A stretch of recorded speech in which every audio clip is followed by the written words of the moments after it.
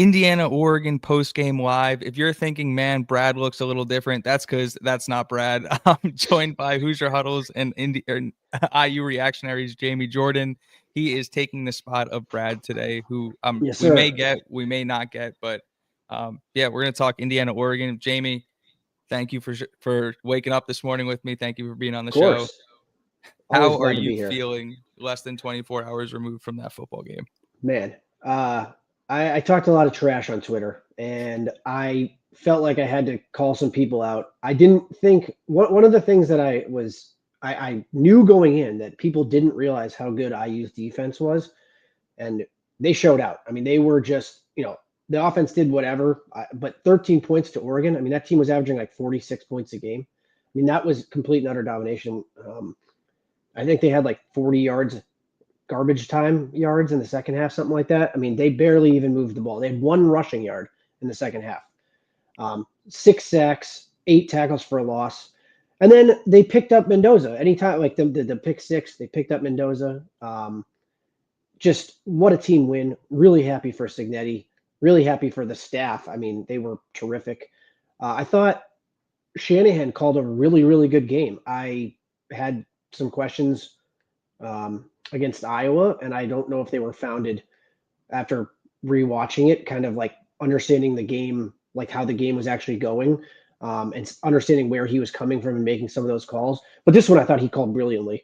The offensive line allowed 1 sack. I mean, they were just it was one of the better wins probably the best win I've seen as an IU fan for like 20 or so years. So couldn't be happier for everybody. Couldn't be happier for the people that love the team.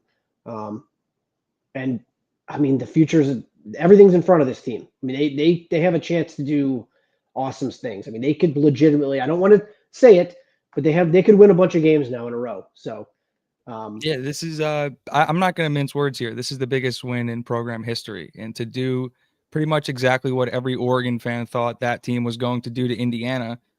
It's funny. I'm looking at my takeaways as I like scouted Oregon, right? You go and you dive through and you try and figure out what right, team you're playing against.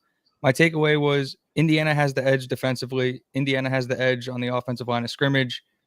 And that's kind of exactly what we saw going into the game. I mentioned the pass rush numbers a bunch of different times. Indiana, almost 50 tackles for loss, almost double the amount of sacks that Oregon had, double the amount of tackles for loss Oregon had. That's how this game played out. Indiana was able to get after Dante Moore, and that offensive line that had allowed 1 sack through 5 games got decimated.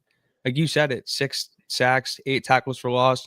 We were talking about the pressure numbers a little bit, and I'll tee you up for those, but I mean, Indiana yeah, lived in the backfield all day. And Kamara, I tweeted about it, and I wasn't the only one. The no, guy I literally know. gets held on every single play. And if you watch Indiana football and your takeaway isn't that guy's positively impacting the game, regardless of what the stat sheet says, I don't know what to tell you. No, I mean it was honestly one of the we had been watching it, so I knew that it was possible. But we kept hearing about like, oh, this Oregon offensive line, they're so good, blah blah blah blah blah blah. And I wrote this, but like they hadn't faced a team like IU. Like I know Penn State has the name recognition, but they lost Abdul Carter. They didn't have the guys that IU seems to have up front. 65 snaps. IU had 24 pressures on 65 snaps. That's 37%. Mikhail Kamara, when I was talking to you earlier, I was looking at the Iowa game. I hadn't gone ahead to the right game. But Kamara, he had 6 of the 24 pressures, double the amount of anybody else. But he didn't get any glory. I mean, he didn't get it. He had none of the sacks. But man, the way that the other one thing I wanted to highlight here, just because we're talking defense to start, is how well the 3 linebackers played. And I had questions coming into the season, like, how is this going to play out? Like, how are they going to have these 3 guys? Can they replace Jalen Walker? I thought Jalen Walker, when he was in the game last year, when he was in games, he was a sideline to sideline guy. I didn't think they had that. They don't need that. They have Hardy and Jones, who are playing as well or better than Jalen Walker, and it's fun to watch. And I'm just so excited that we get to root for this defense that no one seems to be able to block at all. Even the most. I mean, this is the second week in a row where arguably the best offensive line in the country, IU just eviscerated. So, yeah, I mean, I retweeted this, but Aaron Taylor, again, I'm just a fan, but Aaron Taylor does this for a living, and he said unequivocally that IU's defense front seven is better than Georgia's and better than Alabama's, and I don't know how you can disagree with that from watching the games. The numbers say that. Correct. So, I mean, it's just it couldn't be more of a positive for the program, for Brian Haynes, for the players who busted their rears. Especially, I mean, consider this. I mean, Tucker's only a junior, and Landino is a sophomore. I mean, I don't know if Tucker's Bones is a junior. Correct. They have guys that are going to be coming back. And one of the guys that I touted in the offseason who I thought actually would play more, especially against teams that were kind of run heavy like Iowa and even Oregon, Dominic Radcliffe. He played well. He played well yesterday. He had, let me see here. He played 13 snaps, had the highest grade. He had the third highest grade on the team with the 84 just overall. I mean, it's a tiny sample size. And I think, a guy like that. Well, I was going to say, I think he would have been in the game more, but Oregon was running tempo and not allowing Indiana to sub. Correct. And but my point, my main thesis of this is that he was in there for 13 snaps. That dude looks like a starting caliber defensive lineman in the Big Ten, and he doesn't even barely play. It's just this team is loaded, and I didn't see the Landino ascension I mean, I was on Tyreek Tucker early, but I mean, I didn't see this. I mean, these guys are this is amazing. It's literally amazing what they're doing. And they had a sack wiped out, a Tucker sack, and I think Correct. I finally figured out Tucker's dance where it's like this and it's this and it's like, the belly goes like it's incredible. But he's incredible. We still didn't see whatever Jamari Sharp phantom hold got called for. Maybe somebody who was at the game could tell us what that play was, but they never showed it on. But I wanted to highlight something you said about replacing Jalen Walker, because that was definitely a concern. You look at what Walker was good at, and his speed and almost ability to play safety like at linebacker complemented what Fisher did so well in those two linebacker sets.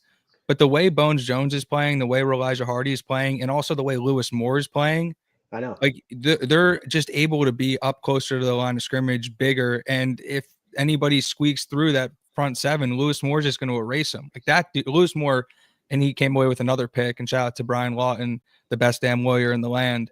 Lewis Moore had an incredible game yesterday. I thought, like you said, all three linebackers. Fisher was literally everywhere. I don't want to cut you off. I don't want to cut you off, but season, and then Bones was Bones again, and he's been incredible. Correct. And just because I just wanted to see the actual raw stats. Fisher had 13 tackles, 1.5 sacks, 1.5 tackles for a loss. Hardy had 13 tackles, 1 sack, 2 tackles for a loss. Isaiah Jones had 8 tackles, 1 sack, and 2 tackles for a loss.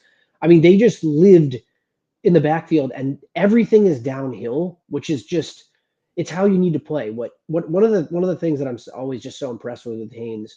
And it's just such a departure from the way that Tom Allen ran things. And I thought Tom Allen had a pretty good defense. I thought his schemes were pretty good.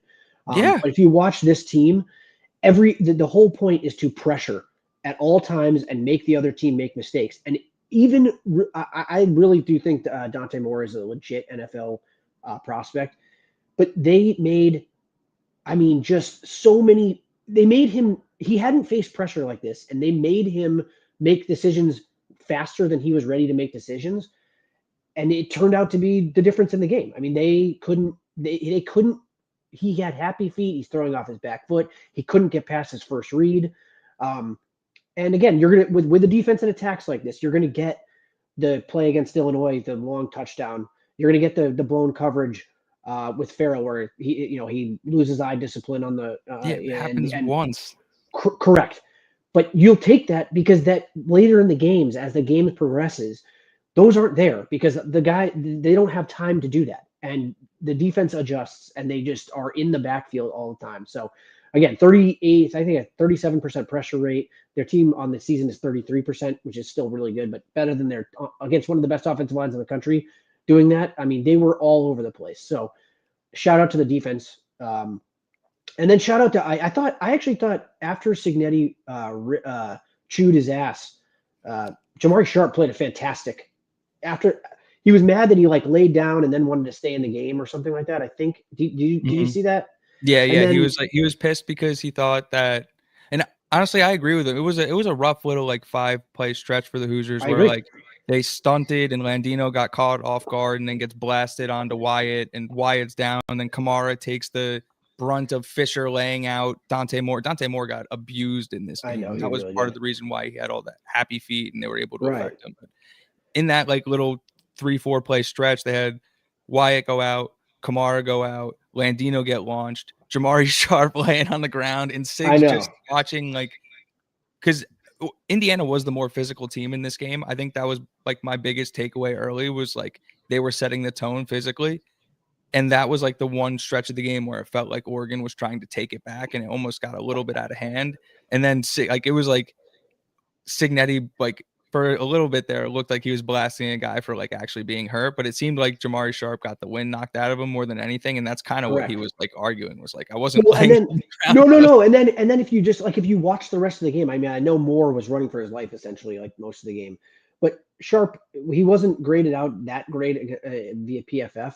But I mean, the guy had he had two tackles, he had two targets against, one pass breakup, no receptions. And he say what you want, that Oregon offense is loaded, and they didn't give up essentially anything.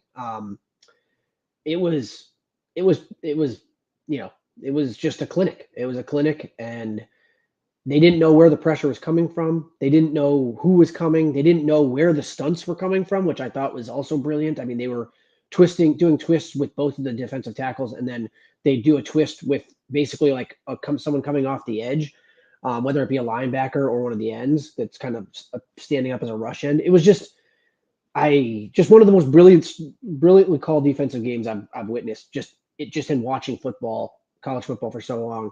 The sim pressures were diabolical. There was one where they had, I think, 6 on the line and then brought 4, but the 4th guy was a corner, and they dropped Right like 2 or 3 guys off the line, and it off was the like, other side. yeah, and That's like what I'm talking Wyatt about. was the defensive end and just ran free, or whoever it was. Right. Daly had like both ends played phenomenally.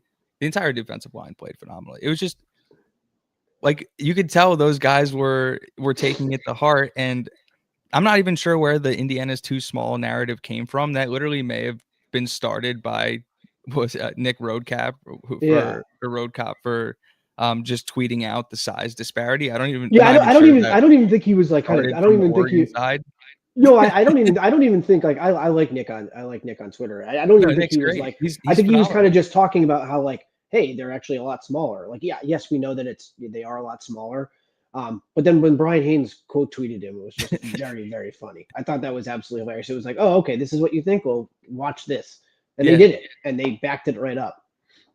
Yeah, you could tell those guys definitely took it to heart.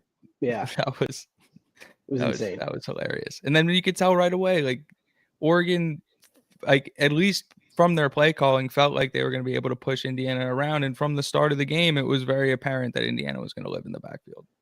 I agree, and they did.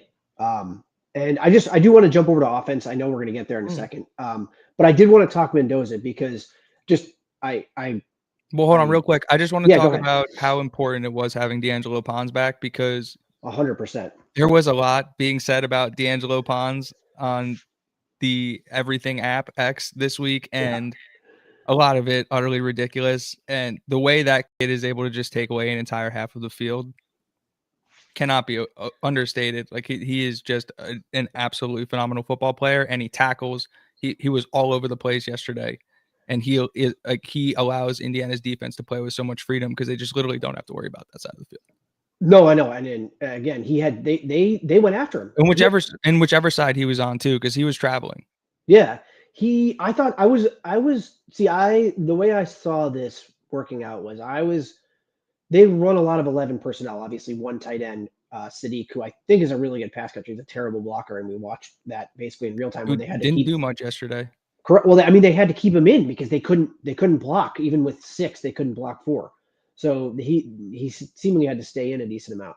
Still really good, obviously really good, talented tight end. But I thought that they would play a lot more 3-corner looks and keep one of the linebackers off the field. And they've had issues in the past. I remember the Nebraska game. They had Tommy Fedoni, I think his name is. He had a really good game against the tight end. Had a really good game. I remember the drive you're thinking of. It was like their one touchdown drive. They hit him like right. 2 He or had 3 like 3 times. catches. Yeah. Yeah. And I just the way that they play that zone, it's susceptible. We saw it with a little bit with Iowa, where the tight ends over the middle, it's almost like a 4-yard running play and have them turn around and fall down for another 2 yards. That's kind of what Iowa did. I thought that Oregon would get more depth, but they didn't have time to get depth. And No, they one of the didn't. reasons they didn't have time to get depth is because you had D'Angelo Pons. They threw at D'Angelo Pons 6 times, according to PFF, just two catches against for 14 yards. I mean, that dude is just, you can't, it's the try 5, get 6. I mean, he didn't score or get an interception, but they tried him early. There was a catch I remember very early in the game. And then it was basically just like, okay, I see what you're doing. I'm not letting this happen again. And man, he played his tail off. The defense is just a lot better when he's on the field. And shout out to his dad, who's awesome on Twitter as well. Good guy. Yeah, phenomenal. And I think it was funny that a lot of the Oregon fans were being like, Iowa's passing offense sucks and they don't move the ball and they have the worst, like statistically worse in the country. And they didn't have to play against D'Angelo Pons. And if you look at the stats, guess who had more passing yards against Indiana? Right. Well, it's not only that, it seems like Iowa actually might be good. I mean, I don't think Wisconsin's good at all. But no, they're not. I mean, they beat them 37-0 on the road. I mean, they didn't even really have to. They ran 36 times for 210 yards. Against IU, let me find it here. They were not even close to that. Let me see here. They had against IU, they ran 31 times for 92 yards. So basically 100 and something more yards against Wisconsin. Now we know that. We know that IU's run defense is really good, and Wisconsin's isn't, but it just shows how dominant they actually are. Like IU is legit in almost every facet on defense, and they have weapons at every level. We do that before the season. I just don't think I quite realized how good they were going to be and how much having Kamara, Fisher, and Pons back actually helped out the team. Yeah, it gets scary to think about what, and not that they don't have talent now, but just what this team looks like or how different this team looks if one of those guys isn't on the field, let alone all three of them. Again, it's all of the things that are being said about this Indiana team, like where's the NIL coming from, as CBS Sports drops their Mark Cuban article and like 3 All-Americans didn't even think about sniffing the transfer portal. Like, what are we talking about? Yeah, I've never understood that narrative, and that I don't know if I was messaging. I was texting with somebody. Like, to me, what I said on the last time I was on, I was talking about how the SEC. I still feel like, yes, there are probably teams paying some players everywhere, not just the SEC. But now that it's like legal to pay players, you were never going to have Mark Cuban going to the Denny's in Bloomington handing a kid $50K in cash. Like that just wasn't happening. But that random guy who owns 5 car dealerships would be doing that at Auburn or at Alabama. Like I'm sure of that. Now that the playing field is kind of leveled, you're seeing a lot of, it's almost like a salary cap now. A lot of teams, unless it makes the guys, it makes the GM job, the coaching, the guys you choose to be your guys, it makes it a lot harder because everyone has money. All these northern schools have money. Michigan has money. IU has money. Even Northwestern has a ton of money. I mean, they have some big backers that weren't going to chip in, when weren't going to chip in, and they have a guy building a stadium for them. So, these are things that like weren't happening before, and now they are. And I think it's leveled the playing field. And people just in the media, specifically ESPN and all their people that they, have out there, try to push a narrative. And it's just, I don't buy it anymore at all. We've seen IU come out and compete in every space imaginable for NIL. I mean, there's no way if IU didn't have good NIL, there's no way that Fernando Mendoza would be at Indiana. That's what I'm saying. And you look at who they beat out for Mendoza, it was Georgia. Like right. Anybody who was saying these things about Indiana, and which is why like I've been so confident and straight up just dunking on people on Twitter, is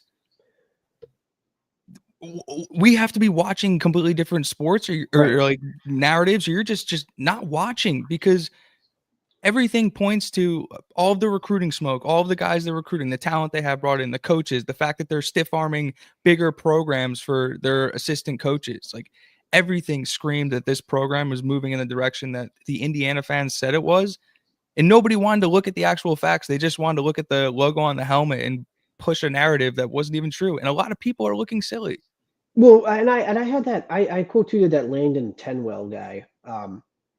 They're just box score watch. They don't watch the games. I don't get it. Like if this was like I have a regular job, I have a kid. If this was my job, I would be watching this stuff. I don't get it. The Bud Elliott thing, like, dude, you just sound like a clown, man. You just box score watch. You're not watching the actual game. And I get it. IU was kicking Illinois' ass like all up and down the field. So I understand not watching it and wanting to watch some of the other games, but don't opine on things that you didn't actually watch and you don't have any clue about. It's very easy to look up the play-by-play and not just make something up that I use throwing the ball, whatever in the fourth quarter when it's just patently false. It's not hard information to find either. That's the right. Well, that's the thing. If it was like some PFF thing, I would get it. If it was just something you had to pay for, I don't even know. But man, I just the way that these people act, I hope this woke them up. I hope, but I have a feeling, and I've seen some of it, and maybe it's just because I'm on Twitter too much, but that people are that Oregon actually isn't good anyway. So I saw that take start to pop up, and that's just ridiculous. Fat Boy's right in the chat here. He's saying this game was an example of production over potential. Stats lie.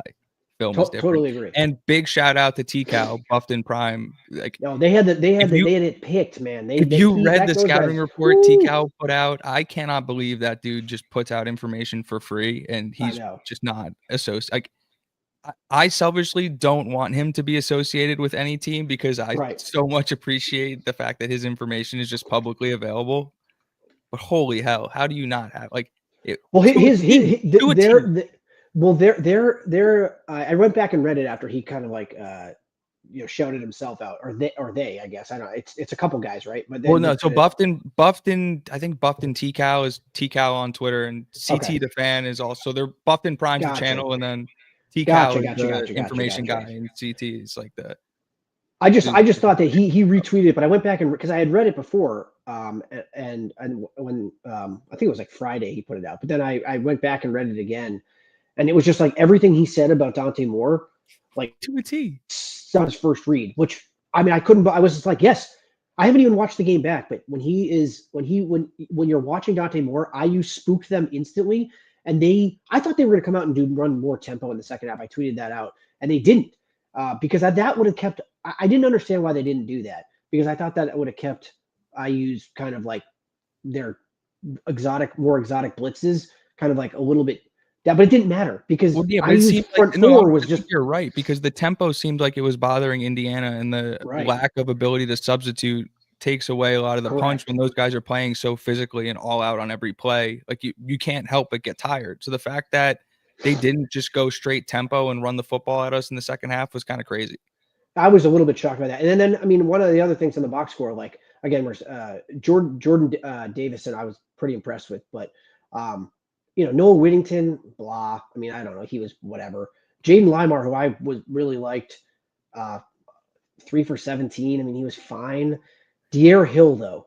De'Aaron Hill was for negative 3 yards, man. Dude, I can't tell you how many people were like, you didn't face De'Aaron Hill. De'Aaron Hill going for 150. De'Aaron Hill take your sorry ass defense. Like, did De'Aaron Hill play?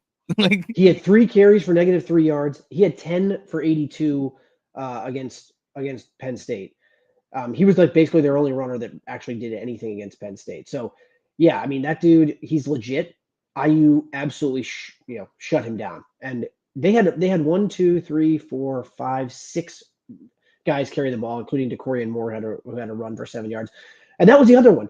They had the blown coverage, the touchdown to Benson, but DeCorian Moore, they didn't have time to get anything going down the field. Everything was east-west and not north-south, except for that one blown coverage. I mean, Gary Bryant Jr., 4 for 37, 9.3 average. Kenyon Sadiq, 2 catches, 10.5. I think a couple of those were on the last. One of those at least was on the last drive. And DeCorian Moore, 4 for 39, 9.8 yards, long of 18. They thrive on explosive plays, and they didn't get almost any. They had one play that was, I would consider like a huge play. So, and then lastly, again, 3 for 14 on third down. They went for it 4 times and got it 3 times on fourth down, but 3 for 14 on third down. I mean, man, I'm just glazing the defense, but you can't help it. I mean, it was clinical. Yeah, and the last thing I'll say about the defense is one of the biggest issues they had last year, aside from covering the slot, was defending laterally against teams with speed, jet sweeps, Yeah, and that the was like. And 100%. I can't the first time Oregon ran it, like my heart kind of dropped a little bit. I'm like, oh God, here we go. Like, let's see. And Indiana was all over it. Like the Yeah. team speed on defense, unbelievable.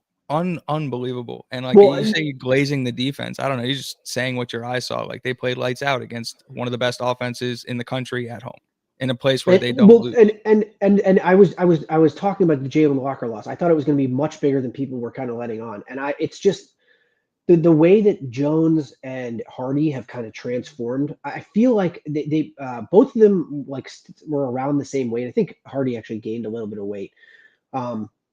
But those guys look so much faster this year. They just do. It's Hardy looks like he's running track out there. Like it's no, I insane know. how fast he is for his speed or for his Well, size. especially if you watched it as closely as we did last year. Like he was much more of a thumper, like downhill type guy. But both of those guys can get out and play on the edges, and it makes it really hard to run anything laterally. So a team like Oregon that thrives on, they spread you out and run you outside, and then they hit you with a big pass. That's kind of like what I watched from them, especially against Penn State. And they had the same issues. I mean, they against Penn State, they were not good in the first half. I mean, they didn't move the ball that well. I think it was like 3-3 it was like very low scoring game in the first half. I don't remember. And then they kind of, once they came out of half, they kind of ratcheted it up. But man, they couldn't do anything before the half. They didn't do anything in the second half. I mean, they just didn't do anything at all. So, man, what a performance. I keep saying that, but it's just, it's crazy. I thought it was pretty telling that if you look at like and I made the joke about the Ducks versus them video on Twitter today, but if you look at last week, like Lanning has his like phrases or whatever, and against Penn State, there were death by 1,000 cuts, right? So I'm thinking going into this game, like they're going to be like stomp on their throat or like, you know what I'm saying? Like something crazy aggressive and ultra Lanning. The mantra for them this week was run your race. I was like, what? What is well, they did that. They ran the race to last place because they couldn't run. I mean, they couldn't do anything. So yeah, that was crazy. I thought that was nuts. I thought that was really telling, given that he's usually a super aggressive, ultra confident person, and then came out with a mantra that's like, just focus on you guys, and we'll like just be like friends with each other. Like I was like, wait, that's a little kind of. Well, I don't think I'll say this. Go ahead. Oh, I was gonna say I don't think Oregon staff is surprised at how this game played out. I think they know and watch enough football. Oh, and here we go. The master of the eye test himself. I'm phoning it in right now. Oh my goodness. There he is.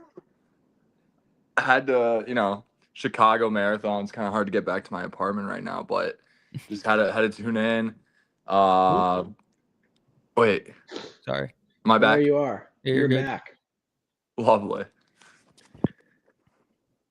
How about them Hoosiers? How about them? Oh man, dude. There we go. I mean, we've been discussing, but like that was an ass kicking. It really was. I don't think the score literally denotes how much of an ass kicking it was, I thought.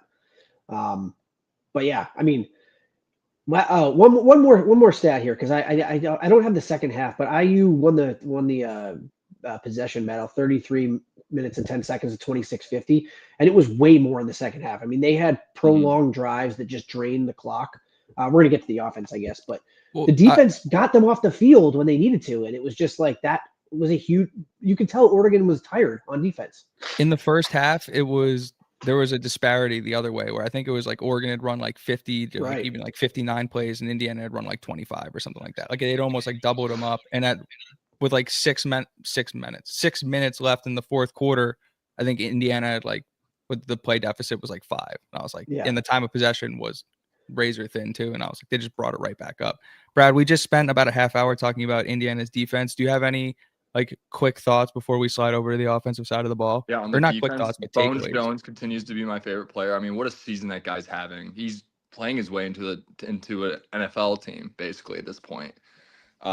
With the biggest stat for me was up until garbage time. They in the second half they had 41 total yards, absolute ass kicking, especially in the second half. I would say that first half was even about what we expected, right? Just two teams just getting after it, and then what we've seen from the Hoosiers over the years is once we get to that second half, they kind of just wear teams out, and we just have more gas than the other team at the end of the day, and that's what really stuck out in the end, especially on the defensive side of the ball. We said in the pregame, my biggest key to the game was hitting Dante Moore, and what exactly happened in that game is Dante Moore was getting hit.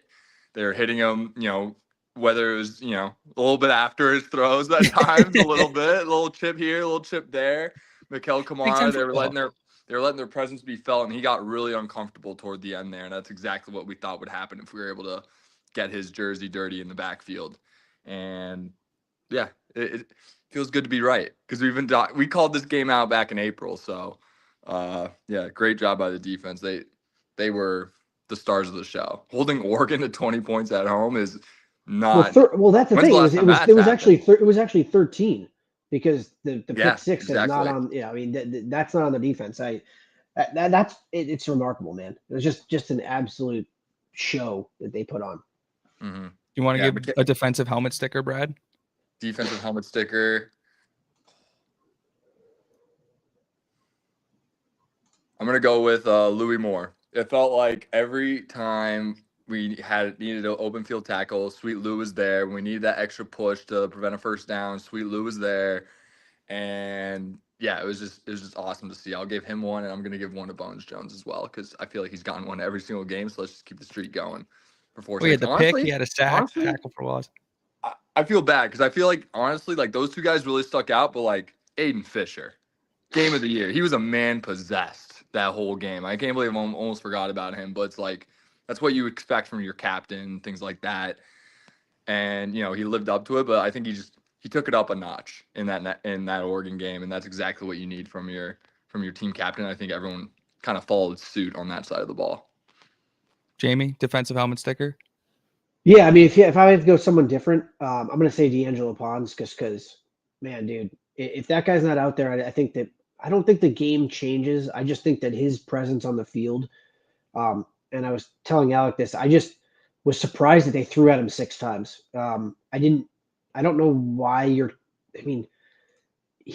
he's just legit, and you're throwing at him and not Sharp. It makes no sense to me. I didn't understand it.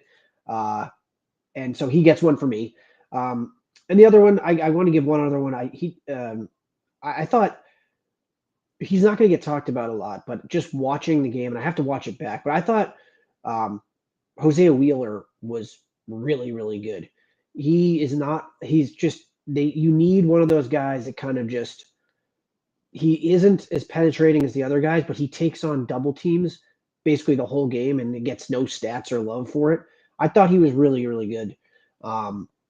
Especially like as the game wore on, and they kept him fresh. He only played 32 snaps. I'm looking at here, and that's huge. That is how you keep those inside guys fresh and allow them to be able to, when you need them in crunch time.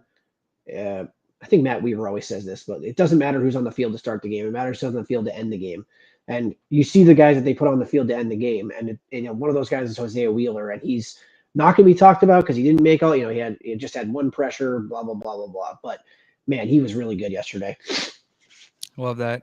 To add to that, I think somebody that I would like to point out who looked like at one point was not going to come back into this game, Kellen Wyatt, I thought was incredible, and I thought Daly was awesome too. I thought both ends had great, and I thought Kamara was awesome too. But just Wyatt in particular, what he allows them to do, especially in those 3 linebacker sets where you can drop him and he plays like a 3-4 hybrid linebacker where he can cover at least, and not like an elite level, you know what I mean? But like the ability to drop him off as an end, and then also his ability to like rush the passer. Like when he went down, it was kind of like not that Indiana doesn't have depth, but he's kind of the one guy who's like that Swiss Army knife where when he's on the field, it's a lot harder to tell what defense Indiana's in because he can do so many different things. I thought he was phenomenal. And then when he came back on the field, he impacted the game immediately.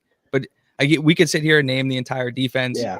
Brad hates when I give it to coaches, but I thought the entire staff, like Buda Williams is somebody who's not getting any praise going into this game. And people are giving Pat Kuntz a lot of credit, and rightfully so. Like, he is the defensive tackles coach, and he has a lot of impact in that room. But Buda Williams is the ends coach. Like just as much credit to him. Like that entire room, and like Haynes and the guys in the secondary, Coach Ojong and Coach Adams. Like, I just can't say enough good things about the entirety of this staff. But I don't Kellen hate Wyatt, that. I thought played phenomenally. I don't hate that because they were so well prepared. There was one play that really stuck out to me, especially with Kellen Wyatt, when they're going to try to run a screen, right? And they had the numbers, but then you just see Kellen Wyatt kind of just scoot out all the way to the outside and get all over that screen. They're just like, oh shit, we got to go to the other side of the field, and really just blew up that play. And yeah, I usually hate it when you give a coach helmet stickers, but that team was so well prepared where, like, helmet stickers all around, obviously, but I mean, those guys were ready to go, both schematically and energy wise. It was really beautiful to see. And like, yeah, this team should be ranked 1. They won't. They'll be ranked 3 once we see the AP poll come out, if it's not out already. But there's no team with a better resume. That's the best one in college football all year. Well, I wanted to add, sorry to cut you off there, Brad, before, but I wanted to add to the Kellen Wyatt stuff, because one of the things I thought last year that they had issues with, and it cropped up specifically, I remember one play in the Ohio State game where they threw a touchdown over Linnell Carr's head, and he was fine. It was just a perfect throw and perfect catch in the back corner of the end zone. But the difference, I just think Carr was much more of a defensive end playing that stud position where he's backing up into coverage kind of. Wyatt is just a different player. He's a little bit smaller, but he's so much more adept at, because he played linebacker at Maryland. He's so much more adept at like coming off the line, and it gives a look where one side of the line thinks that the tackle thinks that he's coming, and he goes into pass coverage, and it just kind of throws off the entire rest of the offensive line. So totally agree on Kellen Wyatt. He's been brilliant. To me, I thought Daly was going to be the guy, and he's been really good. I think that people kind of underrate Stephen Daly just overall, and he's much better against the run. But man, Wyatt has been just absolutely unbelievable. I was trying to pull up and see how many sacks he actually had. He's so long and so athletic out there. There's no doubt in my mind that he's a legit 3-4 linebacker at the next level. I agree. Yeah, especially, I mean, he's already got 2.5 sacks. Totally agree. He's already got 2.5 sacks, but it's the ability to get to the quarterback, but also to play in coverage that I just thought that IU didn't really have last year with Carr. And that's not knocking Carr. He just kind of was. He stayed, and I liked him. I thought he was a good pass rusher, but he just wasn't the fit for that specific position in Haynes' defense. And Wyatt he's just absolutely that position basically. Because they've moved Kamara back to like his original position essentially. Yeah, it's when you have somebody with the pass rush ability like Kamara, especially with his hand in the ground. And I know, again, like, to bring back size into the conversation, like it. Yeah. But asking Kamara to do the things they're asking Wyatt to do is not taking advantage of what he does well as a player. And I think that while if he was able to do it and showcase those things in practice and like the lateral movement and the ability to get back and forth, like, yeah, it helps his draft stock tremendously, but he's an elite, like, get after the quarterback, get up the field type of defensive end. And you don't need to have that guy standing up and dropping back into coverage. And so I think, again, if it worked out, awesome, because then you add even more versatility to the defense and then you can confuse people even more. But if you look at what Wyatt's doing and you look at the way Kamara is playing his current role, like, there's a reason they're playing at a high level, and these pieces fit really well. Agreed.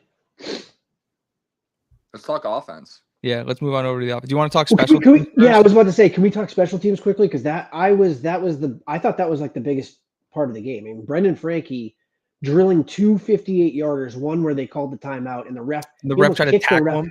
Yeah, he almost kicked the ref in the stomach. I've never seen that before. I was screaming at the TV. That was so weird that the ref tried to do that. I know. But yeah, that was brilliant. And then he just kicks the ball into basically out of the end zone into the stands, essentially on every kickoff. So no wonder I was like, why are they bringing in Frankie for these long kicks? And it's like, well, that's why, because the dude absolutely boomsticks, balls. Why not try it? So that was great. I thought Brady had one return where I thought he was actually going to kind of wiggle out of it. But they were terrific in punt coverage. I mean, everything was just, they were dialed in. Yeah, I felt like Oregon could have taken more advantage of. They're fair catching everything, which is really weird. Even though they had like 10 yards of space, I found that to be. I thought that was super weird. Pretty wild that they didn't take advantage of that, especially with a talented player like Gary Bryant returning those kicks. And yeah, I guess they just didn't.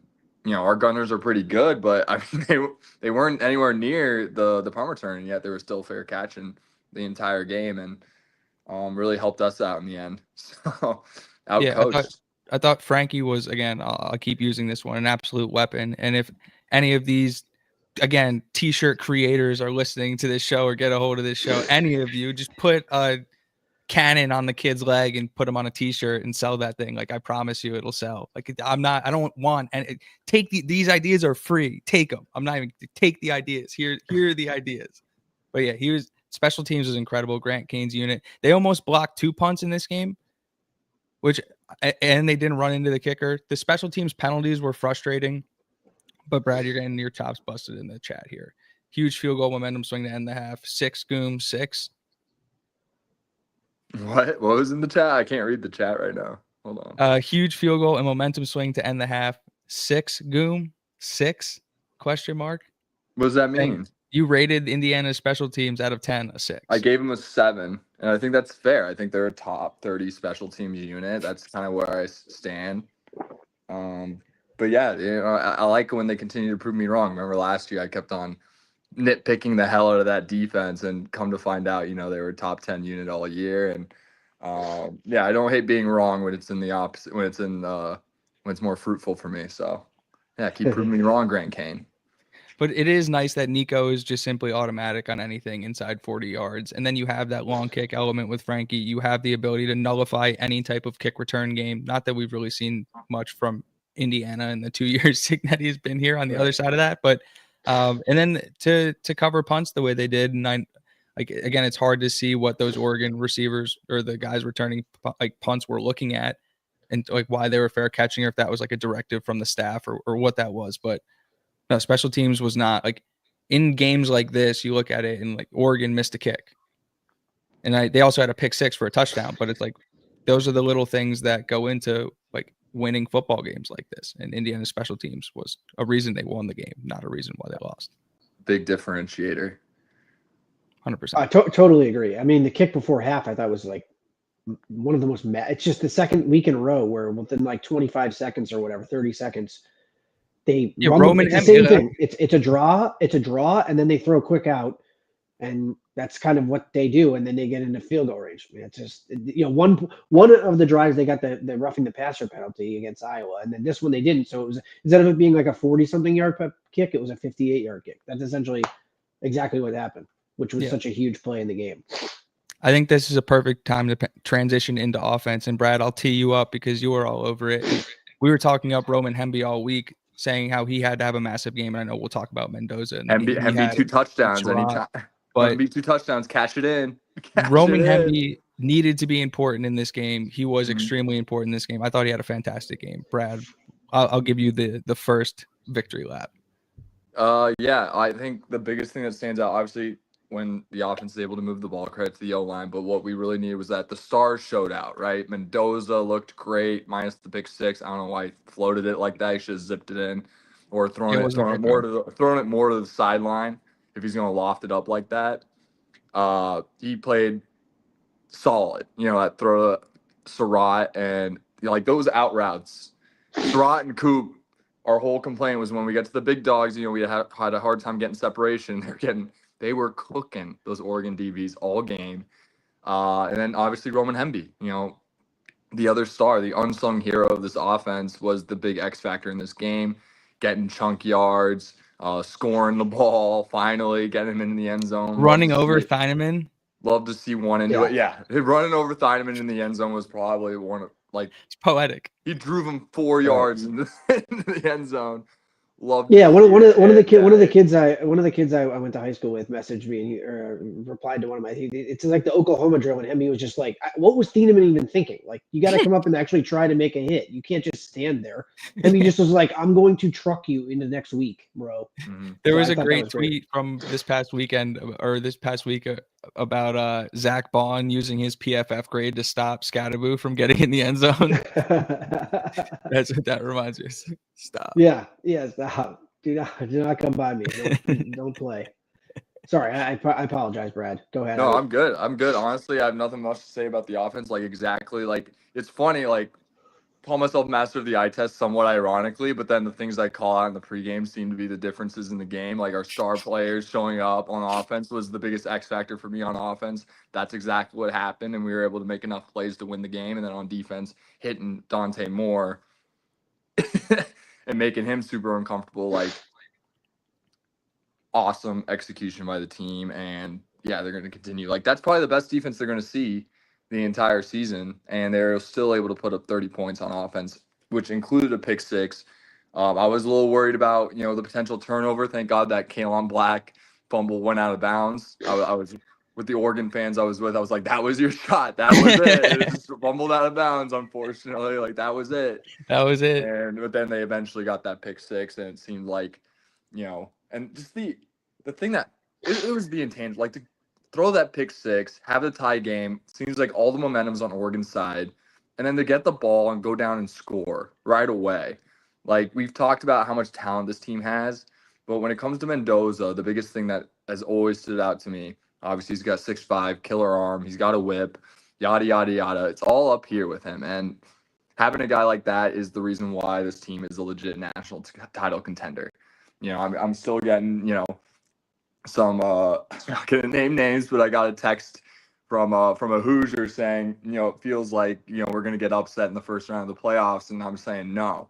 The intangibles on this team are way too high for that to happen. Obviously it's gonna depend on the draw, but like if we draw Oregon first round, like and we lose it, that's not gonna be an upset, right? Like this team will not lose to a team that's worse than them, which is great to have. We're gonna win the games we should, while also being able to contend with the big dogs and be able to win big games like we just did. And it all starts with the guys that we bring into the locker room, the intangibles that our quarterback has, the confidence that he's able to instill to the rest of the team and himself, no matter what happens through adversity, right? And yeah, it's awesome to see, and like just super proud of the kids. Yeah, I think it's you pointed out like Mendoza was phenomenal, and I think as bad as Oregon's offensive line played, Jamie, I don't know what the PFF stats say, but I think Indiana's offensive line played phenomenally. They pull it up here. All right. Indiana's offense was just like in the face of adversity, like Brad was saying, it felt like they handed all the momentum back to Oregon, and then they go down, and it wasn't just like, oh my God, one explosive play, like coverage bust or like penalty right down the field. Like Indiana executed a 9-play, 75-yard drive that started in their own territory, had multiple third downs, put themselves in worse positions by taking penalties, and regardless, we're still able to drive down the field. Brad, you talked about 5 false starts, and we're still able to score 30 points with a pick we talked six. about both receivers heading into this week and how they needed to have big games. And if like you weren't impressed with Elijah Surratt heading into this week, like that kid is as good as anybody in the country at wide receiver. Like he should be a day one pick or day 2 pick. Cooper is as good as anybody in the country at receiver. The play, Jamie, that you posted of him making the one-handed catch and then spinning out of the hit, like oh my God, it was outrageous. Everybody on that offense will not be denied. Everybody on that offense falls forward. They got talent for days. And then like we were worried about Oregon's ability to put the ball in the end zone as a defense. We said they had ball hawks, and they said if they don't tackle, like Oregon's going to score defensively. They gave up the defensive touchdown. It didn't matter. It didn't matter. I know. They were that good. All right, well, I have to run. I have to run and catch someone at the marathon real quick. Quick helmet stickers, Surratt, Coop, Hemby. Quick helmet stickers. I gotta run. Go Hoosiers, national title contenders. I'll be back on Tuesday to preview. Who cares who we're playing? It's a homecoming game against Michigan State, but we're still a rivalry celebrating game, Oregon, Brad. It's the spittoon game. It's a big one. Yeah. All right. Thanks for covering for me today, Jamie. No worries, man. I love it. I'll have fun at the marathon. Yeah, I will. I'm screaming, cheering for everyone. So see you guys. See you, bro. Yeah, and so I just to add to what you guys were talking about, I just while I'm looking here, we were talking about the offensive line, and um, so they allowed, according to PFF, again, some of these things change like after they rewatch the game. It seems like they change some of the things sometimes, but per PFF right now, 12 total pressures on 72 snaps. They didn't really have that many guys that were given like above average grades. Um, but 12 pressures on 72 snaps actually seems like they were just fine. Mhm. Carter Smith, once again, 87 pass. I mean, that's like NFL level, what they consider NFL level. Run blocking, they weren't great, but I thought I didn't think it mattered because every single time Hemby is or Black, they have they talked about it on the broadcast, and those guys are always falling forward, as you said. Like it's a hit, and because they are coming in with like full speed, it's an extra 2 yards on almost every play. So if you're getting 3, it's 5. If you're getting 2, it's 4. And then you see the guys on the outside, like with that play with Cooper. I mean, he's literally like a running back in the back as a wide receiver. The way he can spin, the way how strong he is. I had questions about Cooper coming into the season only because if you looked at his game log last year, he was much better against worse competition. Obviously, that makes total sense. But I wanted to see it against Ohio State and Notre Dame, and not that he didn't show up, but he didn't show up on the stat sheet in those games like I was hoping he would. This year he has. In all the big games, he's been that second guy to Surratt. And the way Surratt is playing, I know that there's like Jeremiah Smith and Ryan Williams and Makai Lemon and some of these other guys that are out there that are legit. How do you not want a guy? I know because he's not going to run he's not going to run the 4.4s because that's I just don't not know. who He he is. might run 4.4. I know. I mean, but he's 6'2", 210, and he's almost impossible he boxes you out. His route running is like unbelievably crisp. Even as a layman, if you're watching it, like everything is everything is with purpose. He knows exactly what he's doing. He just has a huge, obviously, he's very knowledgeable about the offense, but like everything, the back shoulder on third down that kind of iced the game or put them up 27-20. I mean, the throw was awesome because it was far hash to the sideline from Mendoza, but just the brilliant ability of Surratt to. It's one of the things I think is just amazing when you watch like the NFL and stuff where they look back and they see the ball, but they don't actually make like a move to the ball until the ball's right there and then they make the catch. And it's just he's been doing that for 2 years now. But like he is like that catch was just like wow, that is legit. He And was that doesn't open by even like it looked like the kid wasn't even in coverage. no, I know. He's like claiming he's like running push around off, going like and this. it's It's like, like, no, oh, you just brother, you did had no not. idea where the ball was. Yeah, you weren't even looking at the ball. And I also thought like again, I just want if it's consistent with the referees, I'm fine with it because it seemed like there were some late hits on Dante Moore that I thought that IU kind of got away with, but there were some really really egregious PIs that they just didn't call. And I'm just looking at it here, and it's like Surratt was 0 for 3 on contested catches per PFF. It's like, yeah, because he was getting literally as I mean, I'm not going to Because repeat he was wearing the Oregon Defenders as a right. jacket. What did you expect? He's getting literally draped on. They're like holding his jersey, and he's it's like I Fistful just of don't know. jersey, hanging on his shoulders as he's jumping. Like it was It just literally doesn't comedy. right. And it doesn't make sense why they're not like Calling those. calling that. But again, if it's consistent and they didn't really call it the other way, I'm fine with that. That's fine. But those were and while the game is going on, those are things that could have changed the game. 100%. And also like the way they interpreted the motion when Oregon's defensive line was doing like the thing where they were chopping their hands or whatever, and the booth is calling for that to be defensive delay of game, and Right. 3, 4, 5 times in a row it's off or it's false starts or infractions on the offense. And it's like if we're just gonna misinterpret the rule or like not call it correctly or just like not officiate the game correctly, and like there was a point in the first half, and like I hate complaining about the referees, but if like the refs kept Oregon in this game. Like if they're calling that rule correctly, if they're calling the PIs correctly, like Indiana's driving up and down the field. You saw what they did when the refs took away Oregon's ability to just hang on to the Indiana Correct, receivers. in the They second marched half. right down the field. No, they did. They absolutely did. And then one of the things I did want to get, just because we're talking receiving, and I want to get off the refs because I hate just complaining like I do during the games, and then after I feel like disgusting for complaining, especially if they win. But only 4 guys caught passes. I wrote about this, but I thought that Roman Hemby and the tight ends in the screen game would be a little bit bigger. They had 5 catches combined. Hemby did have I think he had a PI or a defensive holding called against him where he was going, I mean, he would have, I thought he would have had a touchdown. He was running by the receiver or the defensive back. But his ability to catch the ball, it's a wrinkle that they didn't have last year, and it just makes them so much more dangerous. And I'm just so happy he got in the end zone because it was like it's game 6 and he has no touchdowns, and the dude's just like he's going against the other team's ones, no matter who it is, Indiana State or Oregon. He's going against the ones. Get that guy in the end zone, but they did. But getting back to the receiving, Charlie Becker almost had a circus catch after EJ Williams went out.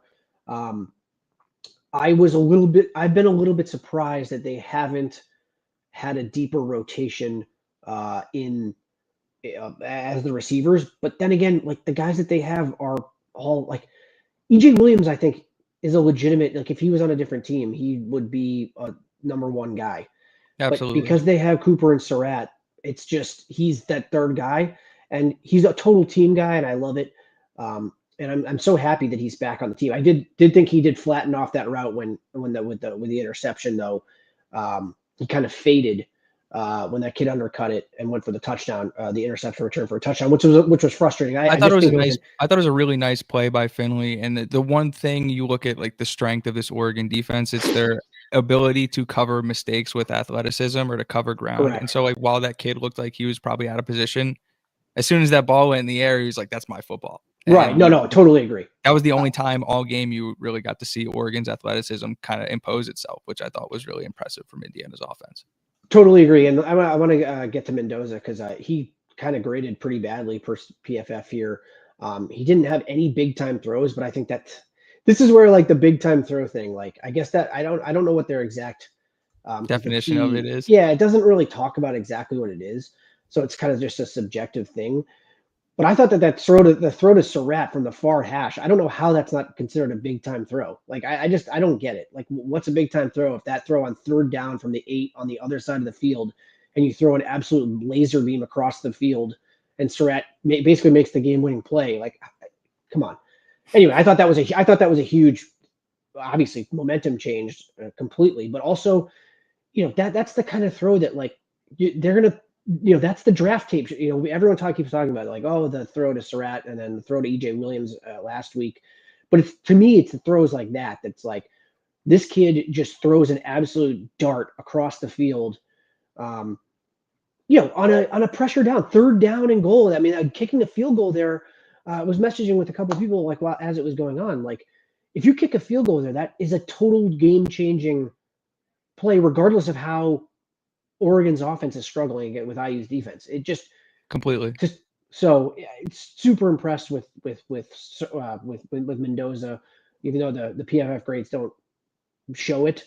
I thought this was like one of the better games he's played for IU. He never really got rattled, and especially with the amount of penalties that the offensive line was getting, they kept putting themselves back behind the sticks. And I think that also contributed to like why they didn't look as good, or the numbers don't look as good, because it's 2nd down and 3, and you go to 2nd down and 8, and then you're running, and it changed the whole game with the 5 or 6. I think they had 6 penalties there for false starts in the game, which is brutal. But again, they had to overcome that, and I thought Mendoza did. That's why I think that if you're going to give a helmet sticker to anybody on the offense, he's got to get one as well. 100%. He gets one. Carter Smith. I think the most impressive Carter thing Smith is elite. With Mendoza is how awesome he looks like to play with as a receiver, as an offensive lineman, as a running back. Like even plays where they don't have like positive plays on offense, where like there was one to Cooper over the middle, like near the end zone, where he threw it looked like behind him.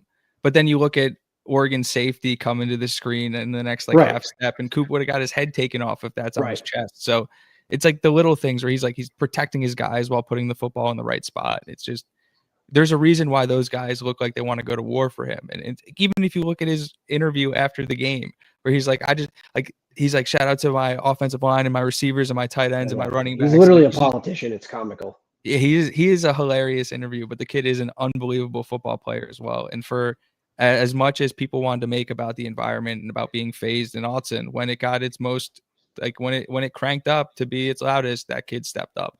And yeah, I think with that kid playing quarterback, they can beat anybody in the country.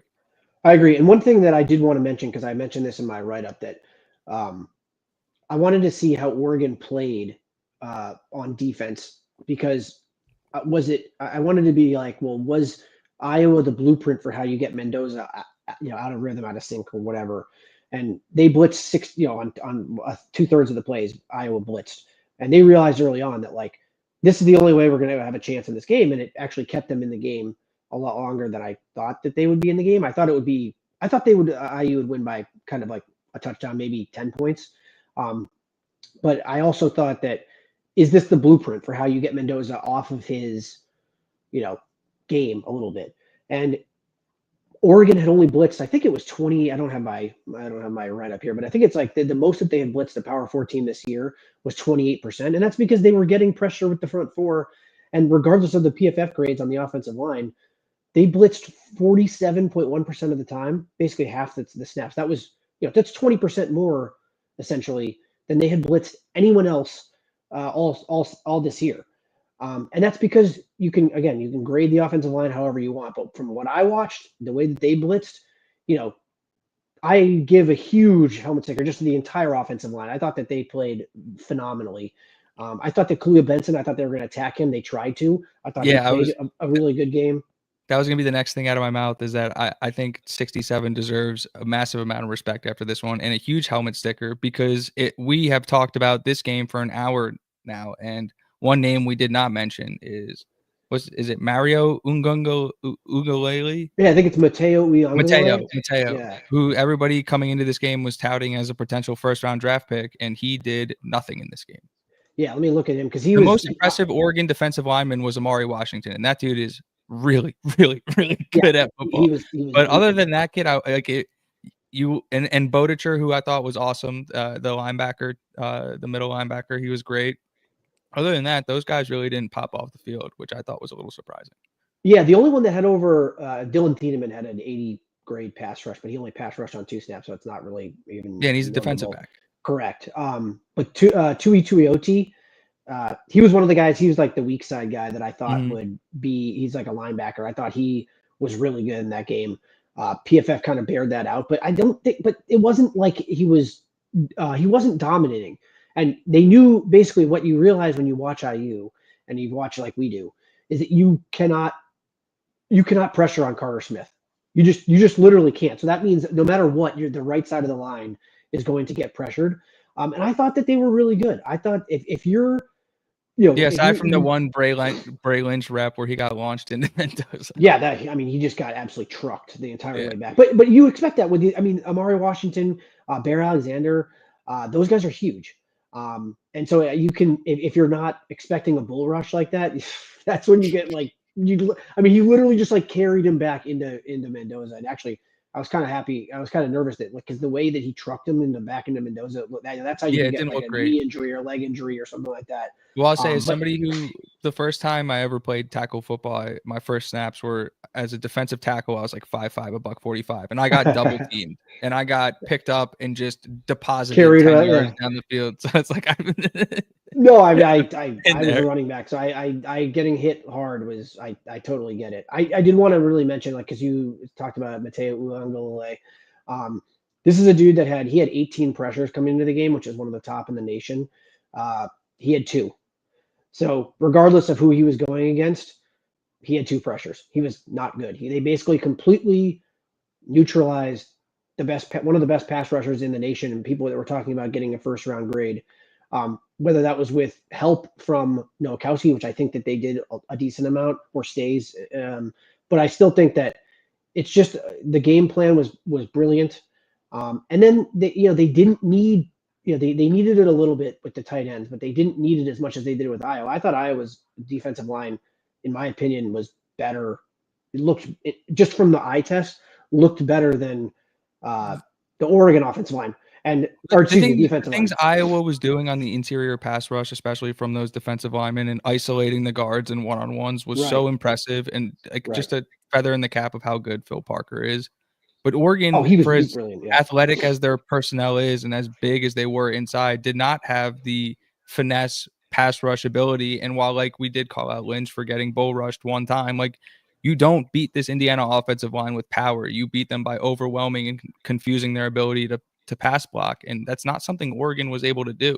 But you made the point. They blitzed 20% more in this game. Almost 50% of the snaps they were bringing blitzes when they thought they were going to have a first round defensive end be able to take advantage of a tackle they were calling barbecue chicken. And they got absolutely shut down. Even bringing pressure, they weren't able to get to Mendoza. And I think that's the most important thing. And the entire offensive line played great. The backs were great in pass pro. Because that was something that the running backs, though, quickly, the running backs in the last game were atrocious. Both horrible. Black and Mendoza, and Hemby were terrible. They were really good in this one, and they needed it because those are the guys that if the team is going to blitz, it seems like that seems to be the book now on IU is that you have to blitz them, and that's the only way you can, again, essentially slow down the offense is just to blitz way more than you typically do. Which again, 20% more in this game than any Power 4 game this season. It just shows you the respect that they had for IU's offensive line. They didn't think that their defensive line could actually get the pressures because if they did, they wouldn't have been blitzing because that's how they were so good defensively throughout the entire season. So it's a credit to the offensive line, but it's a credit to the staff getting them ready. Just couldn't be happier for those guys who took. I mean, Benson and Lynch, they took a lot of crap from people. And they, I don't think that they were Carter Smith, but they don't have to be Carter Smith. Carter Smith is in my opinion, if he measures out correctly, he'll be a first round pick. But those other guys, they played their tails off and I thought they were good. Yes, there was one, where Lynch got launched, but other than that, essentially they held their own and just a credit to them. Yep, absolutely. And while Indiana didn't run the ball as effectively as we may have hoped or would have hoped, I talked about them being right around 35 carries for 3.5 yards a carry and that being a perfect spot to go win this football game. And I think they were at 30 something carries for 3 yards a carry or something like that. Yeah, and the short passing game was able to kind of pick up where the run game was kind of letting off. And a lot of that had to do with how many people Oregon was putting in the box. And I agree.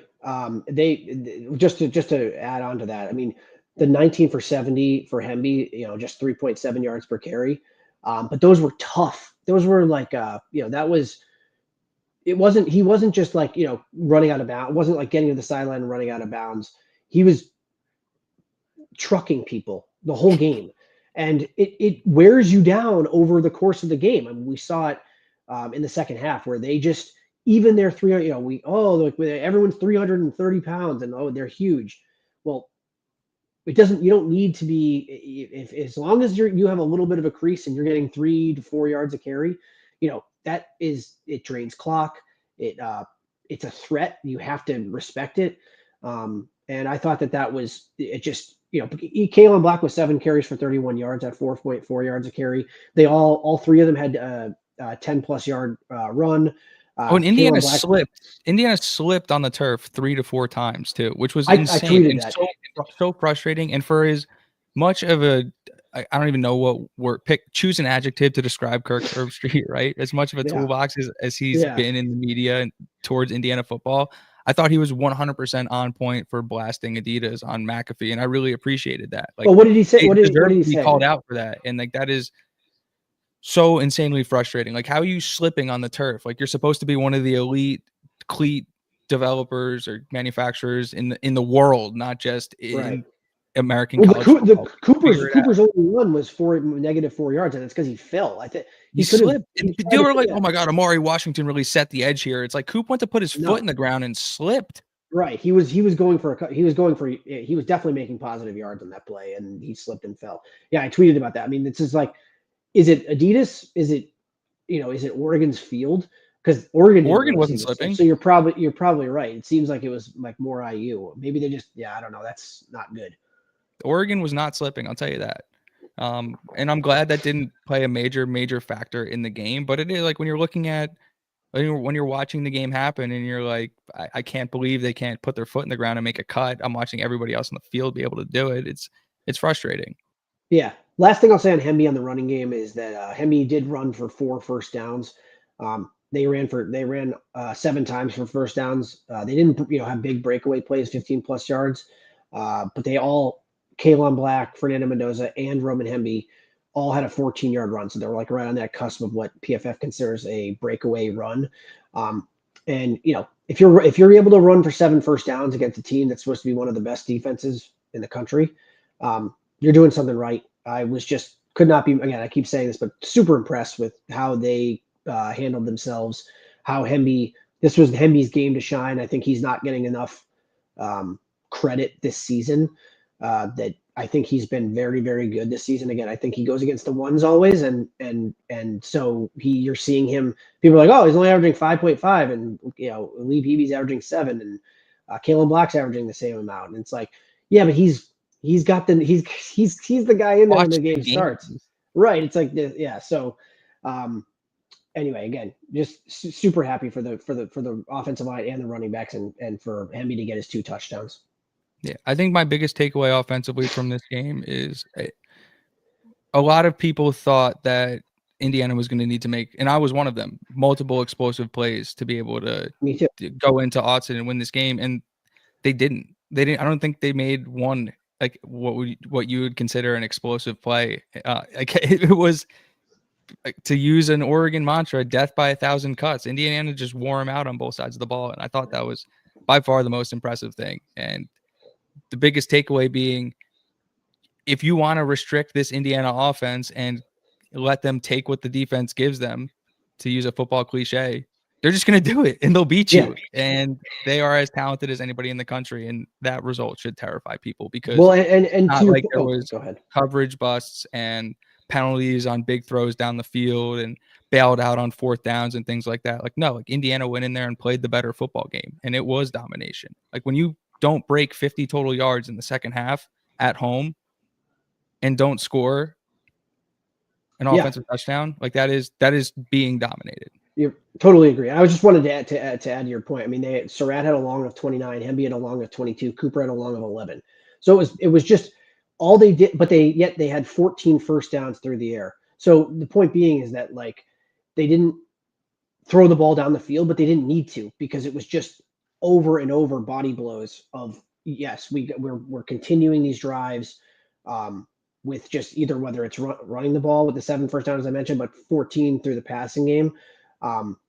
They couldn't stop you, because it was like, basically, when you have a quarterback like Mendoza that has the arm that Mendoza does, it just opens things up. Like, I love Curtis Rourke.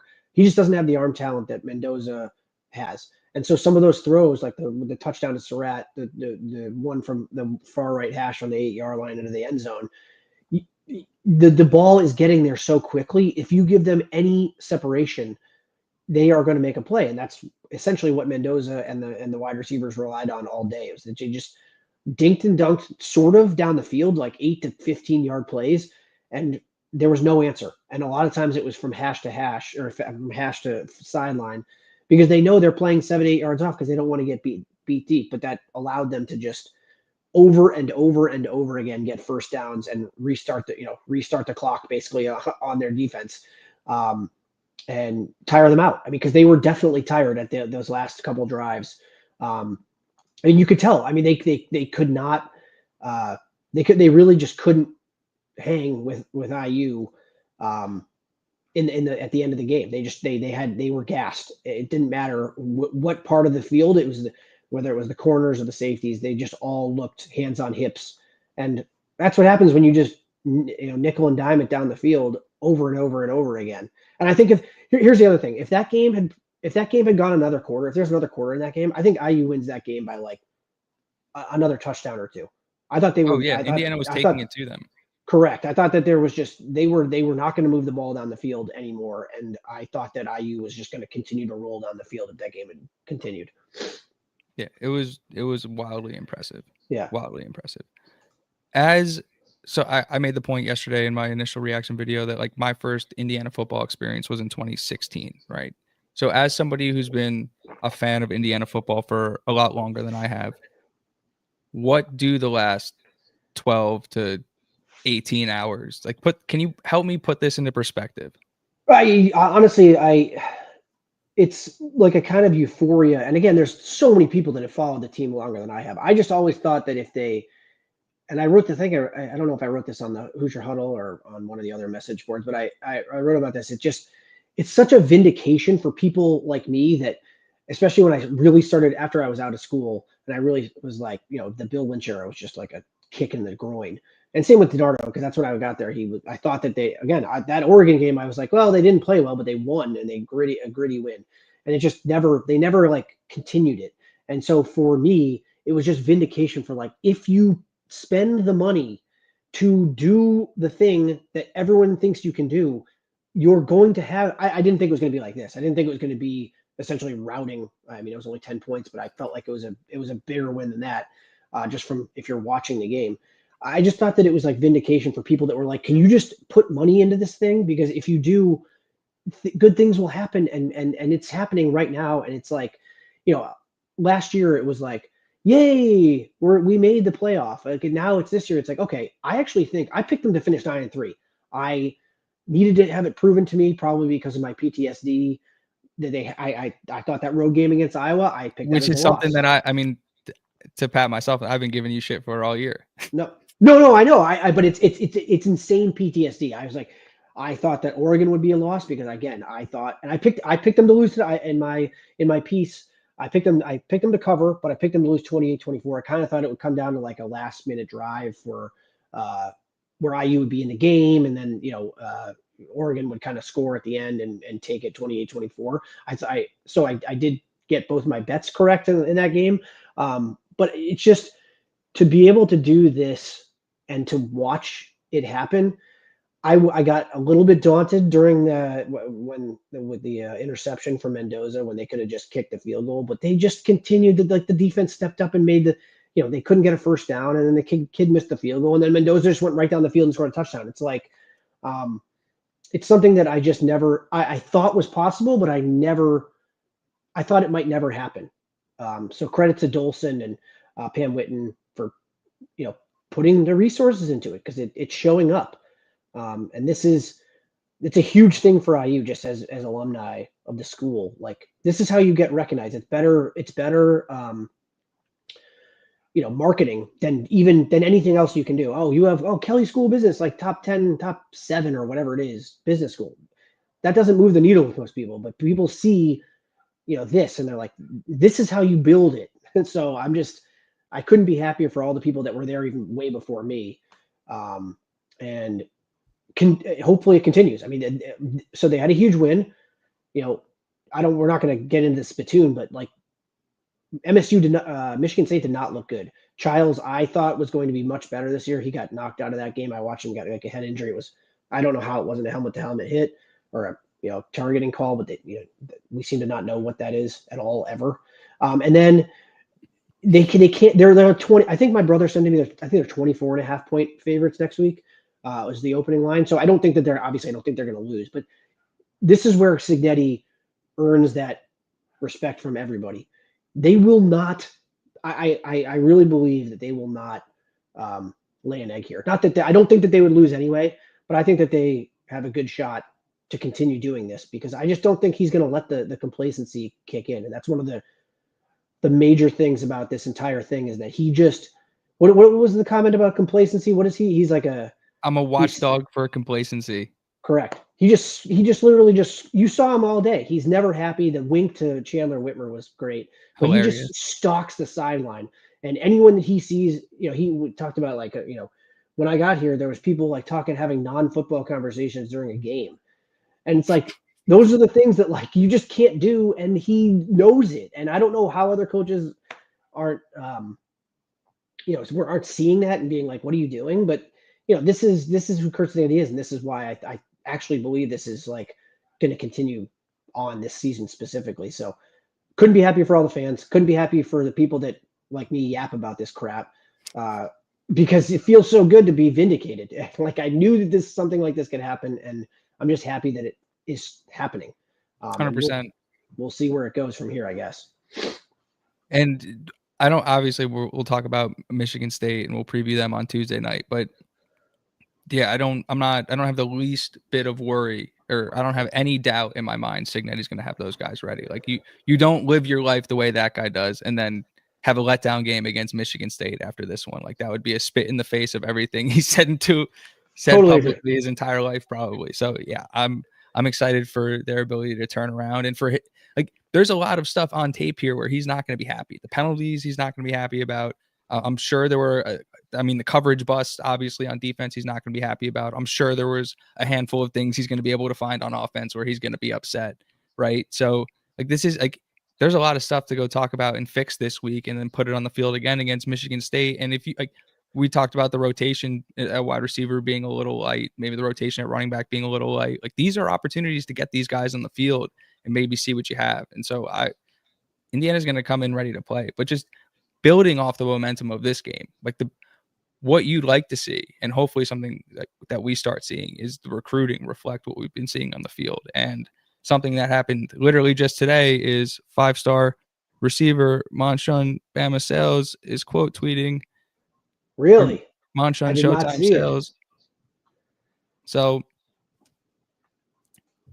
again, that means nothing in the long term, but just to have that kind of recognition and to have guys of that caliber, of that player, if you follow recruiting, and I called him Bama because that's how long I've been following this kid, but it's Showtime, Yeah. and you like understand the caliber of recruit that kid is and what that could mean for your football team. Like, Well, and I don't want to cut you off, but I do have to add to that, because one of the reasons I love college football recruiting, and that was one of the things that kind of got me back into, like, because I just kind of thought that they were just never going to support the team. And it was like there was a time from like 2009 to like 2014 until they hired Wilson, where it was just like they were just spinning their wheels. And it was like, but the recruiting always was something I was always interested in.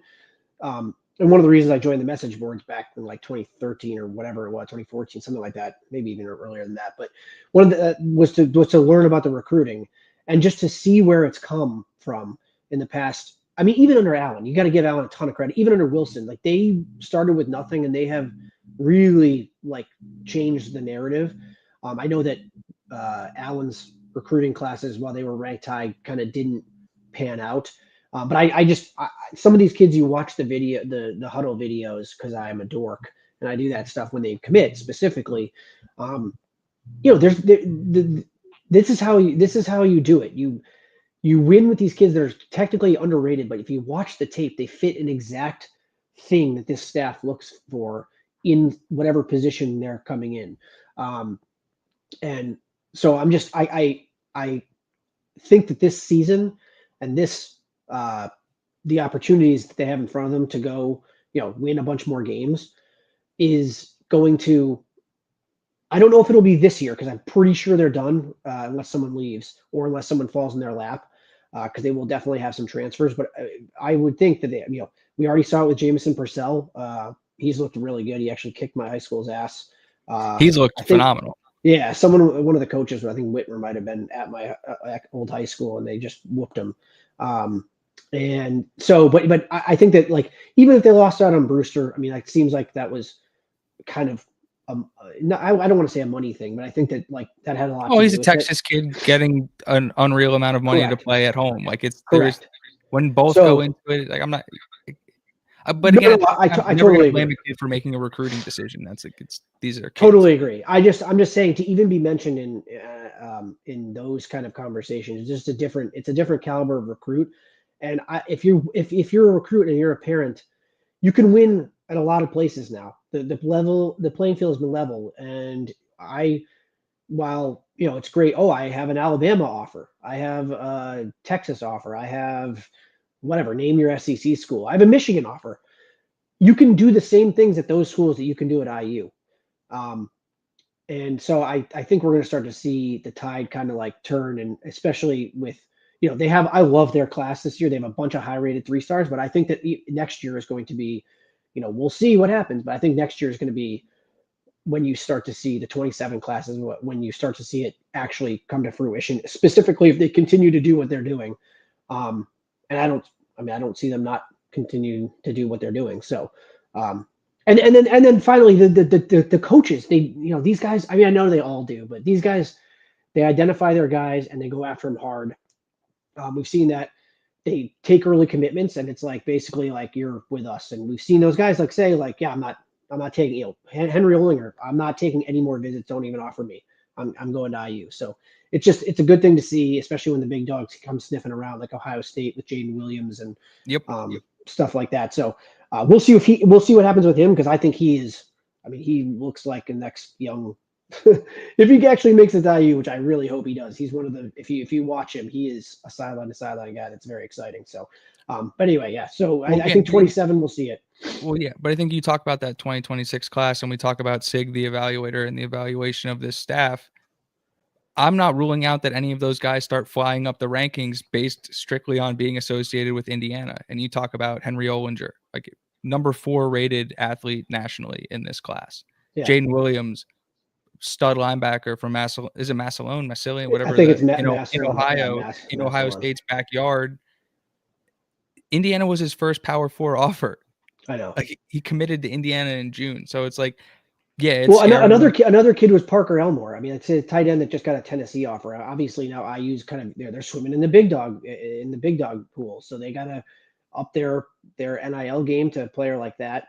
But that's the third linebacker didn't play in the class too is unreal. No, I know that's the craziest part about it is that I'd like to see a little bit better on the offensive line, because I still think that that's a part where they're kind of lacking. But Bostad always has his guys, if that makes sense, like that he just likes, and it seems like it clearly works out, because I mean he took Drew Evans and made him one of the best pass blocking guards in all of the country, who was a walk-on. But my point is that like I would like to see them get a little bit, but this is how you do it. You win games, and then when you win games, they say like, oh, this IU offensive line just dominated what was arguably one of the best defensive lines in the country. So anyway, yeah. So I think the future is bright. I really like the 22 they have, especially on the defensive line. I mean, they are absolutely loaded. But I do think that like we'll see what happens. They're ranked 247 has them ranked 27th overall as the composite right now is in the country. We'll see. We'll see what happens. One sec, Jamie. Hold on. Yeah, take your time. Finish your thought here. No, yeah, we'll see where it goes from here. I think that the 27 class is going to be the class where they, start to actually add some of the higher ranking prospects, and we'll see. I mean, they're in on a bunch of them that are 4 stars right now. We'll see what Showtime Sales does. I would love for him to stay at IU, stay at home and play at IU, but you never know when it's a top. Well, I think he's ranked 6th nationally. I mean, that's just he's one of the freakiest wide receiver recruits I've ever seen at the high school level. Like the kid, right? So, and he's also like a track. He's like winning the 200 meters and stuff like that. Like he's just the guy is a fluid athlete, a fluid mover at 6'5". Like guys like that don't grow on trees. Like there's not Showtime Sales in every class. I totally agree. So hopefully he stays home. Hopefully they can kind of match what the NIL offers are. But I do think that this 27 class is going to be it's shaping up to be very exciting. And I don't know. Again, if you're a parent and my son, if I want, if he was going to be picking schools, it's not that I would like force him to go to IU, but like, if you're looking at schools right now, I don't see how you don't like look at what's happening there and be like, I want an offer from that school. Because the Aiden Fisher quote there that Michael Nizolik had that you retweeted or you posted was, show that to every single kid in the country, because exactly. How could you not want to go play for this guy? Like, he's going to have your back. Bloomington, as just a town, incredible. Is beautiful, incredible. They're putting money into the weight room. They have the best strength and conditioning staff in the country. They have the best defensive coach in the country. They have the best offensive coach in the country. Like, you see what this guy's doing with less talented players, and just these are obviously like it's a combination of lack of understanding what you're looking at in terms of talent evaluation, and also this staff understanding how to get the best out of their guys and develop them. It is the best combination of place to spend 4 years, coaching staff, commitment from the university. Like, it is as good as anywhere in the country to play football. And like Curt Cignetti is the hottest coach in college football right now. And for everyone who thinks that he's just going to jump ship to another opportunity, like, Yeah, No, I'm not right saying it. right when things are like, he just turned Indiana into a national powerhouse. You think he then is just going to leave this program now when he's built the Totally entire agree. brand? Like, no, he's going to double down. Like this Right. team, and people are like can't wrap their heads around this one. They're going to get better. Yeah, well, that's the exciting part about it is that like we're seeing like, you know, across the board, like it's just now like last year's team was good. This team is better. I mean, they have a chance to just do something that is unheard of at a school like IU. And if they do that, I mean, I don't see how you wouldn't be. I mean, you should be beating down the doors to play at Indiana. And I think that there's going to be kids that will do that. I really do. I love it. Jamie, do you have any initial first thoughts as you look forward towards Michigan State, or any closing thoughts here? Yeah, sure. I do want to. Brenton said that I was daunted. I absolutely was daunted in the middle of that. I was like daunted texts to my friends and being like, I cannot believe they're going to lose this game to Iowa. Not in this last game, because I actually thought they would win while watching the game. But man, I was definitely daunted during Iowa. But that's just the PTSD from years of being like, oh no, here we go again type of fan. But with MSU, I was wrong about MSU. I thought that they would be. I thought Aiden Child. I really like Jonathan Smith. I think he's a good coach. I think Kurt Cignetti has actually ruined what the new coaching like. Completely You have to come. Yeah, you have to come in and win, or you're not trash. whatever. Right. And I think Jonathan Smith, he's building it.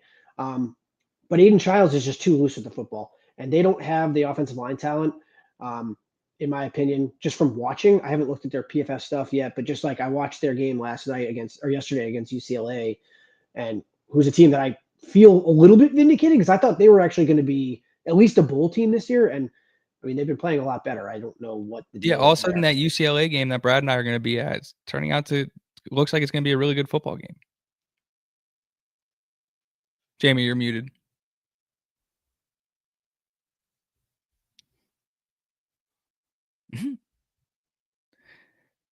But yeah, it's still muted. But yeah, no, I think MSU, for as much as we wanted to believe in Aiden Childs and as much as we do like the coach, it's just have shown that like it's going to be tough sledding for them. So I was a little surprised to see their fan base take some shots last week. That one account was pretty bold, but yeah, they're in the crosshairs for this week coming up for sure. I think we have. I'll go to the chat real quick. Jamie's figuring out the audio. Abel says, boom, agreed with your take about Kamara. NFL scouts know this as well. He's very concerned about Matteo Ugalele. We absolutely shut him down. The Italian stallion, Mario Landino, the Avalanche play one. Fat Boy says, well. There were some podcasters that had us losing. Great day to be a Hoosier. Some of our own podcasters. Again, example, production over potential. Film doesn't lie. Tempo had us on the ropes. Sharp is playing. Oh no, Jamie's gone. All right. Appreciate Jamie Jordan for joining us. You want to find Jamie Hoosier Huddle, IU Reactionary at Jordan or at Jamie. There we go. Hey man, my AirPod went out, so my bad. My AirPod went out and just like kicked me out of everything, so I couldn't do it. No worries. No worries. But yeah, anyway, super happy. Thank you for having me. Yeah, of course. Shout out Bones Jones from Fat Boy. We have a national championship defense. Speed kill those boys up front. Fisher, Jones, linebackers. Durf City says Bones. Waffle House.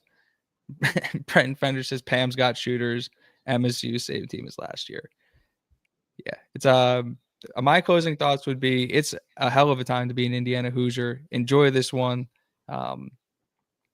Man, yeah, I'm excited to play Michigan State this week. Totally with you. Cannot wait to write about it. I'll probably write most of it today, obviously, and then we'll get something up on Hoosier Huddle for me. But I really appreciate you having me on, and go IU, man.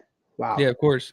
I appreciate Jamie. Thank you for stepping in for replacing Brad on this morning's breakdown. You can find Jamie on Twitter at Jordan Jamie. Find his work on Hoosier Huddle and the IU Reactionary. Jamie's posting stuff all the time. So Jamie, very much appreciate you. You can follow us at Indiana VOCFB. Check out the Voice of College Football at Voice of College Football. Please like, comment, share, subscribe to Indiana at the Voice of College Football on YouTube. If you're watching on the Sigs Inside Twitter account, hop on over to YouTube, hit the subscribe button. You can follow me at Alec Keyser. I'll be replying to receipts all day. Before we turn the page to Oregon, and as always, this Indiana football team continues to give us plenty to talk about. And Brad and I will be back on Tuesday night to preview the Michigan State Spartans. What a win. A historic win for the Indiana Hoosiers, but never satisfied. Plenty of season left. Half the season to go. We'll see you guys on Tuesday night. Jamie Jordan, thank you very much. Go Hoosiers.